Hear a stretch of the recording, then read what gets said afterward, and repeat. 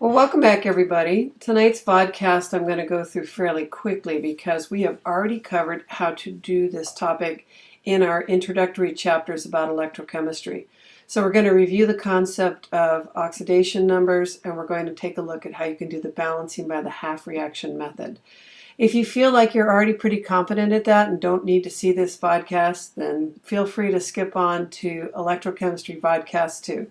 But Electrochemistry Vodcast 1 starts with the idea that we learned substances can transfer their electrons from one to another. So somebody is always going to lose electrons or electron, and somebody's going to gain. Please don't be confused. We're talking about moles of electrons now, not necessarily individual, since we're talking about moles of atoms of various things that can be oxidized or reduced. So we learned that there was a system of a system called oxidation numbers, where it's basically like a bookkeeping method. It's keeping track of who gained and who lost electrons.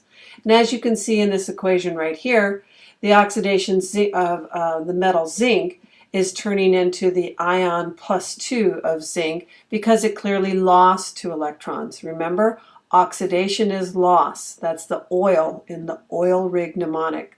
And hydrogen ions are turning into hydrogen gas, and so therefore they must be picking up those electrons that the zinc lost. So these numbers help us keep track of who is being oxidized and who is being reduced. So a species is oxidized when it loses electrons. As we just mentioned, the zinc is losing 2 to become the zinc ion. And a species is reduced when it gains electrons. Don't let that word species bother you. The word species just means the element or the ion that's in that particular reaction. So the thing that is being reduced is called the oxidizing agent. So let's say that more correctly. If you're the oxidizing agent, you're causing another species to be oxidized. You yourself are being reduced. You're making something else lose electrons, you are picking up those electrons. And another way to remember who's being reduced is as you gain more negativity, you can think of that oxidation number as decreasing or becoming more negative. The substance that gets oxidized is the reducing agent. So you can't have one without the other. So reducing agent causes something else to be reduced, to gain electrons. Where do those electrons come from? It comes from the reducing agent itself, which is being oxidized. So learn one and the opposites will all hold true, and you'll remember that for future reference. Now there were a series of rules that we learned. Elements have an oxidation state of 0. Monatomic ions have the same oxidation number as their charge. Oxygen is always -2, except sometimes it can be the peroxide with a -1. Hydrogen is interesting. A lot of times when you have it bonded to a metal like lithium hydride, its oxidation number is -1, and sometimes it acts like a +1 oxidation number when hydrogen is bonded to a nonmetal. Nonmetals tend to be negative. Fluorine is always -1. All the other halogens have a -1 when they are negative ions. They could possibly have positive oxidation numbers when they're mixed up in a polyatomic ion called an oxyanion. We know that the sum of all the oxidation numbers in a neutral compound is 0, and the sum of the oxidation numbers of all of the atoms in a polyatomic ion is the same as the charge. Now I went through that kind of quickly, but it's because we've already covered that. We have also already covered the balancing by half-reaction method. And I'd rather go through this as a series of examples. So we are going to mimic something that, again, you've already done, and if you feel comfortable with this, you can skip this part of the vodcast. First, determine what's being oxidized or reduced. Secondly, pull out the oxidation and reduction half-reactions. Then you will go through a series of steps where you balance any element that's not hydrogen and oxygen. You balance oxygens by adding water. You balance hydrogens by adding hydrogen ions. You might have to add electrons to get the charge to balance. And you might have to do some multiplying so that the number of electrons lost must always equal the number of electrons gained. Finally, when you add the two half reactions and do the canceling step that we're getting ready to model, you're going to make sure that the equation is balanced according to what they call mass. Basically, you're just abiding by the law of conservation of mass. And again, you also have to make sure that the charge is balanced on either side. So here is a reaction that we already did the example with. We have permanganate ion and oxalate ion. And you can see fairly quickly that the +7 of the manganese goes down to a +2, and the carbon in the oxalate goes up from a +3 to a +4. So if you're going down, that means the manganese is being reduced, the carbon is being oxidized. Now that we've identified that, you pull those two half reactions out of that equation. Here is the oxidation half reaction. There is no need at this point in time, well there is, excuse me, I have to balance my carbon atoms, so I'm going to put a big number 2 on the right hand side, and there's no hydrogen to worry about, but now I've got some oxygens. So I take a look at what I've got now. Now I currently do have 4 oxygens on the left and a total of 4 oxygens on the right, so I don't need to do anything else for that at the moment.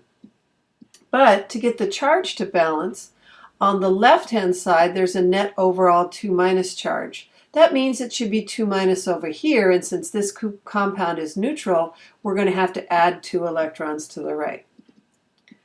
That was the oxidation half reaction. The reduction half reaction, manganese is already balanced. So my first step then is to balance the 4 oxygens on the left by adding 4 waters on the right-hand side. Once I've added the 4 waters on the right-hand side, now I've got some hydrogens in there, but that's okay. 4 times 2 is 8 hydrogens, so put 8 hydrogen ions over here on the left. Many of these reactions take place in acidic solutions, so that's okay. Then you are supposed to check to see if the charge is balanced. Well, if you look at what happens up here on the top, +8, 8 times a +1 is +8, added to a -1, the charge on the left-hand side is a +7. The charge on the right-hand side is a +2. So I'm going to have to add 5 negative electrons to the left to bring the charge on the left-hand side down to the same as on the right, a +2 overall. Now we look at the two half reactions together, and we can quickly see that I have 2 electrons in the oxidation reaction and 5 electrons in the reduction reaction. So we have to find the least common multiple in this context, and clearly that would be the number 10. So multiply the first equation by 5, the second equation by 2, and I actually like to line these 2 equations up, stack them up so that the 2 arrows are right on top of each other. That makes the deciding who gets canceled and who doesn't get canceled easier to determine. Now for me personally, I think I would have done the canceling first, but you can also add them together and then do your canceling. So clearly 10 electrons should cancel 10 electrons. You look to see if there's any hydrogens on the left and hydrogens on the right, or waters on the left or waters on the right. But with a quick glance, I'm seeing that the only thing that can cancel are the 10 electrons. So we are left with what we hope is the correct balanced oxidation and reduction reaction that was attained by combining both of those reactions, those half reactions. That was if you were in an acid solution. Let me go back and make sure we see that. You know it's acid if you see hydrogen ions kicking around. Really, they're not hydrogen ions, they're really hydronium ions, but they're present in the solution, so you know that was an acid.